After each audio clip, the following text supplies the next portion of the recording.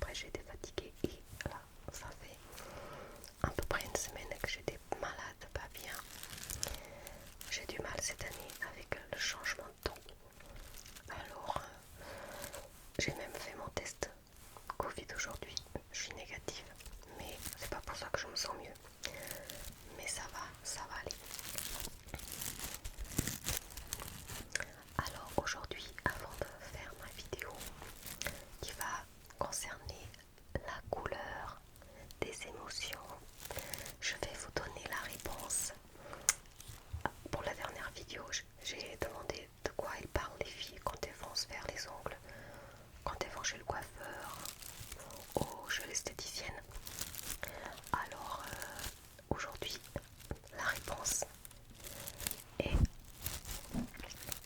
qu'on parle un peu de tout et de rien déjà, d'accord. Après ça dépend de l'affinité et si on connaît bien la personne ou pas.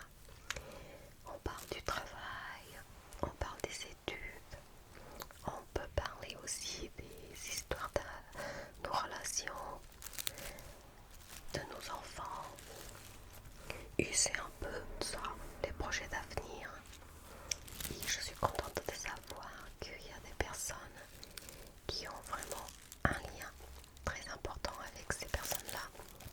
Et que des fois ça fait comme des psychologues. Alors, à toutes ces personnes qui écoutent, je dis que c'est bien.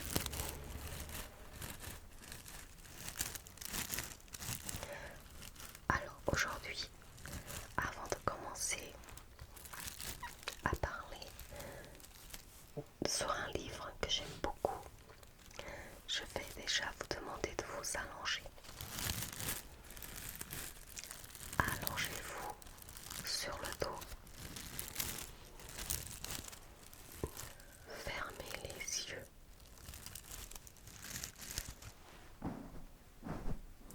Fermez les yeux. Mettez vos bras au long de votre corps et les paumes des mains tournées vers le haut. Décroisez les jambes.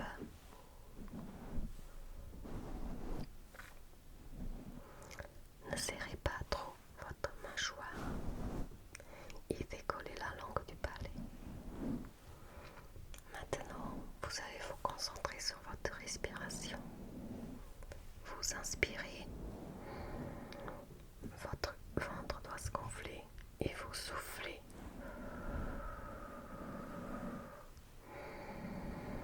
Encore une fois, on inspire et on souffle.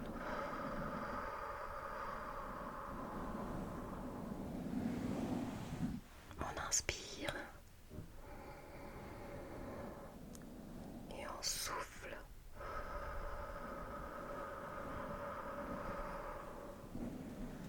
Concentrez-vous sur votre respiration et oubliez tout ce qui se passe autour de vous.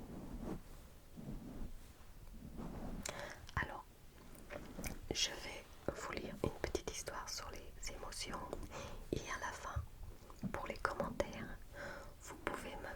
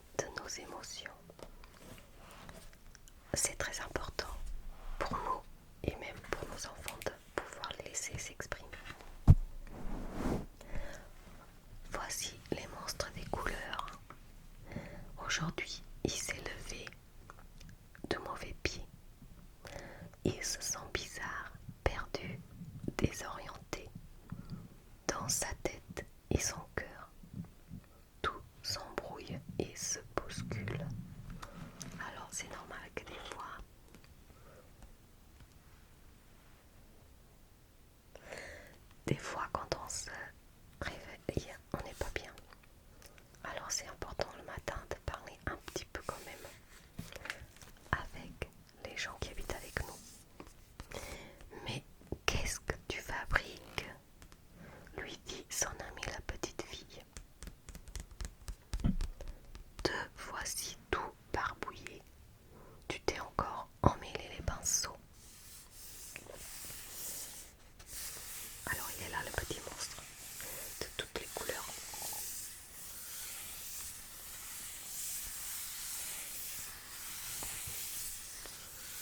Détendez-vous, détendez-vous, relaxez-vous.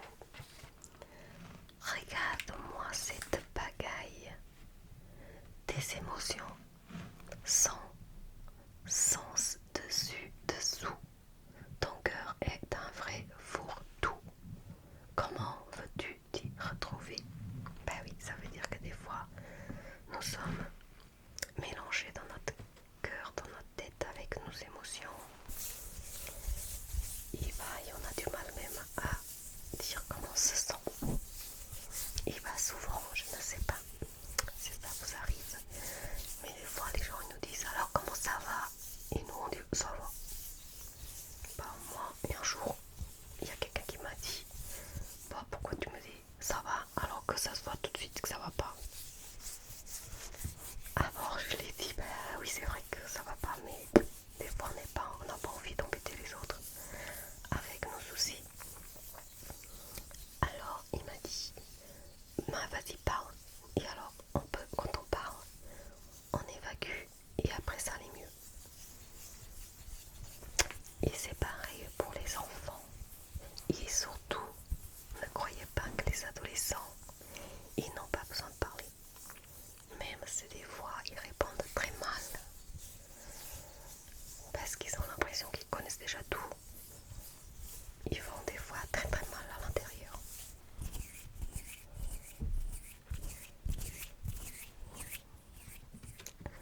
Alors continuons l'histoire avec notre petite fille.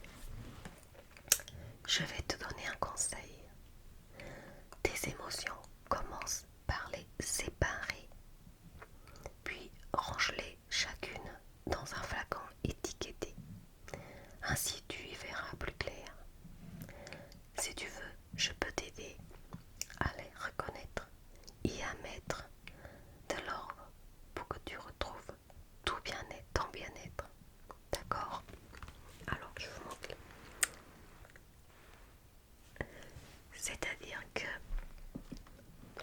là où je travaille, on a fait ça effectivement depuis quelques années. Et de temps en temps, quand on voit que ça va pas, on demande aux enfants de dessiner leurs émotions. Et après, nous avons fabriqué des petits flacons où on a collé une étiquette avec chaque monstre. Alors vous allez connaître les monstres après.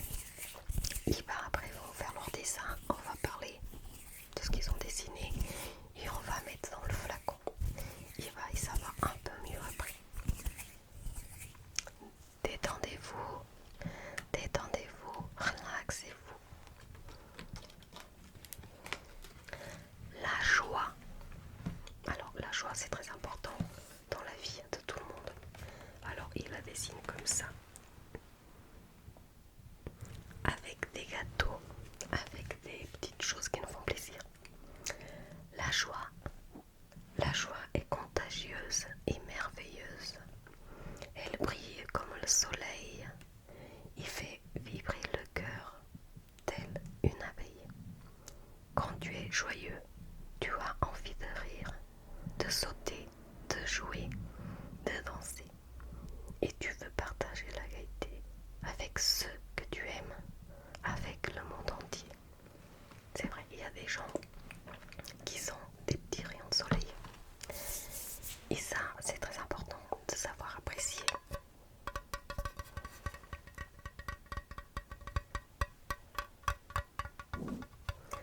Il y a des gens qui sont autour de nous et même si des fois ils ont des soucis, ils arrivent toujours avec le sourire.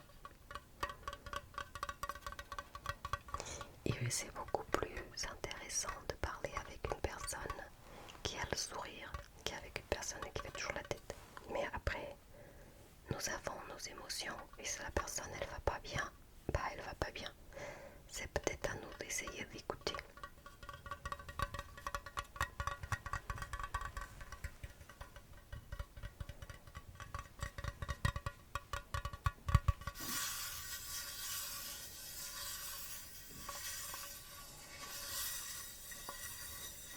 Alors la joie,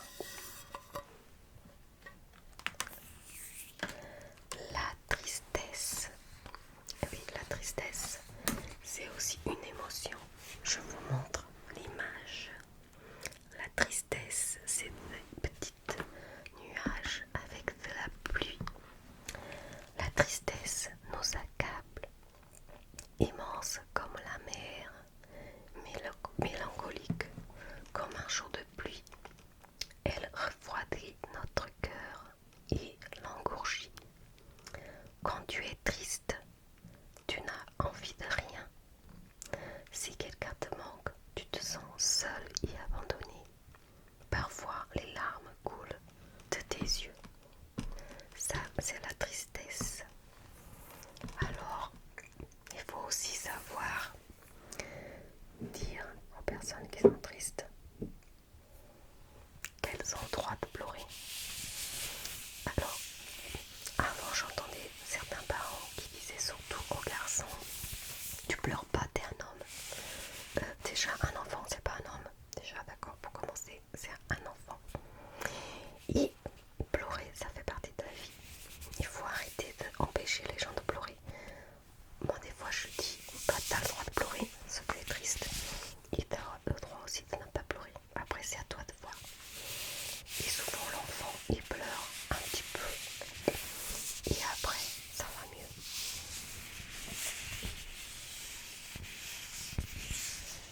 Alors, surtout pour tous ceux qui ont la honte de pleurer, il faut arrêter d'avoir la honte de pleurer. Il faut pleurer quand il faut pleurer.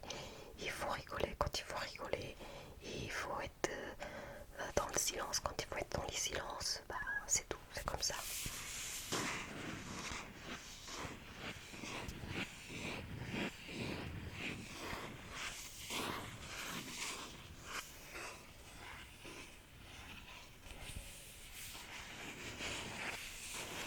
Alors après la tristesse, nous allons avoir la colère. Alors la colère, je vais vous montrer le monstre de la colère. Il n'est pas content. Il fait peur. La colère est dévastatrice. Elle éclate comme l'orage. Elle allume notre cœur et brûle tout sur son passage. Telle une flamme destructrice. Quand tu es en colère, tu as l'impression d'exploser. Tu déverses ta rage sur les autres. Parfois tu cries sans pouvoir t'arrêter. Alors, la colère,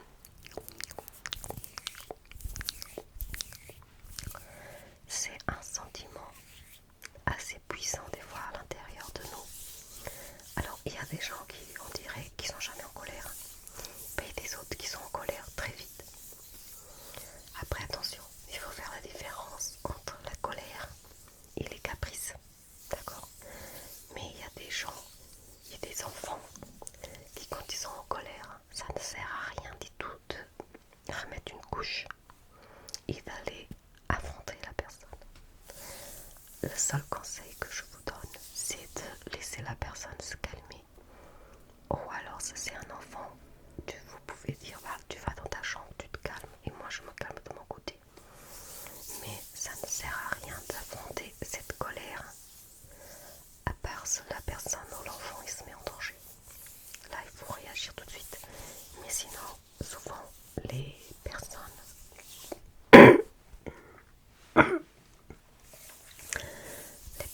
qui sont en colère et qui se mettent vite en colère,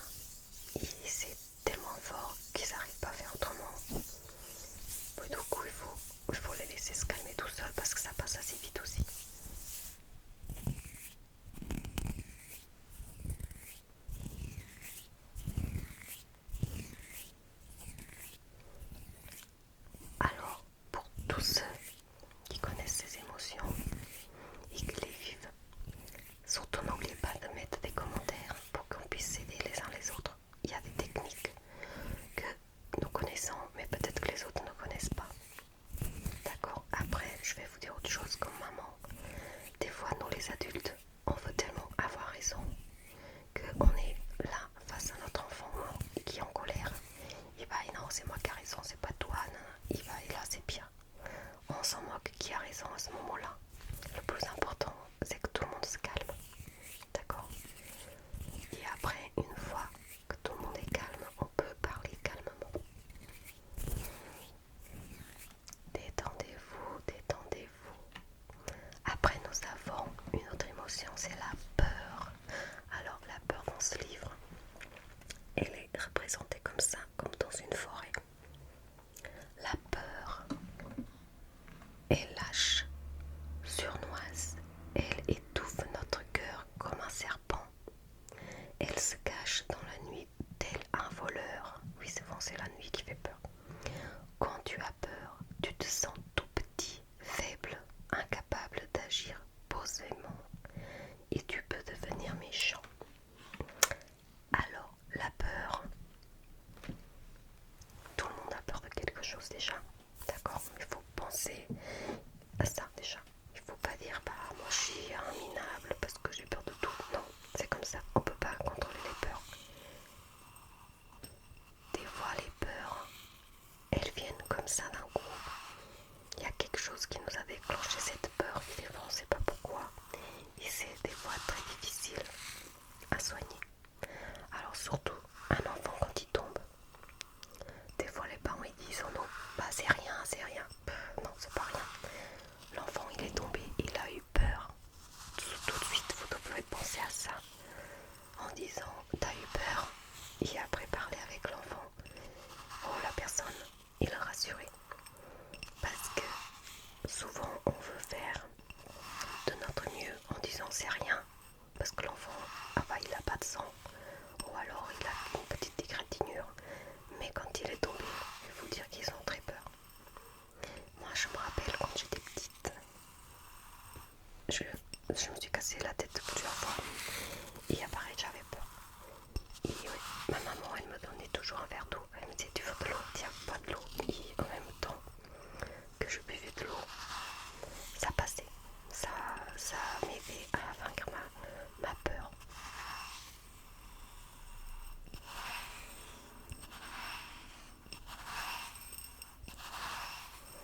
Surtout, il ne faut pas avoir honte de dire j'ai peur de ci ou j'ai peur de ça.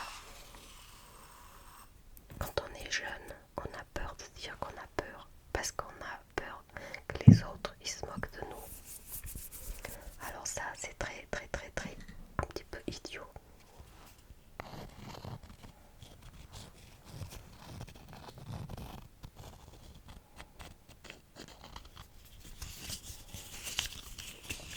Alors, surtout, pensez bien que parler, c'est mieux que rester enfermé avec ses émotions. Et des fois, c'est à l'adulte de savoir faire parler. Alors, après la peur, nous allons parler de la sérénité. La sérénité, elle est représentée comme ça dans ce livre. Vous voyez, ce livre, il est génial. Alors, la sérénité. Des fois, les enfants, ils savent pas c'est quoi la sérénité. Alors, on dit que c'est un moment calme, un moment zen. Alors, la sérénité nous berce. Elle est douce comme une maman, légère comme une feuille au vent. Quand tu es apaisé, ton cœur respire lentement. La vie se déroule aisément. Tout te semble facile.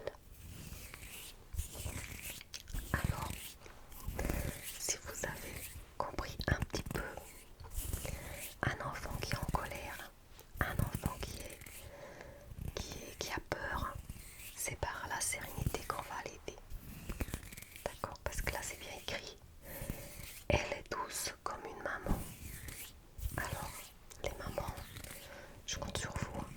Un enfant en colère, un enfant qui vous énerve, vous devez rester calme. Normalement, il faut faire l'opposé.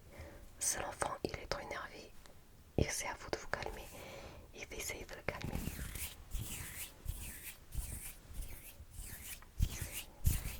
Je sais que c'est plus facile à dire qu'à faire, mais moi aussi j'étais maman et je travaille tous les jours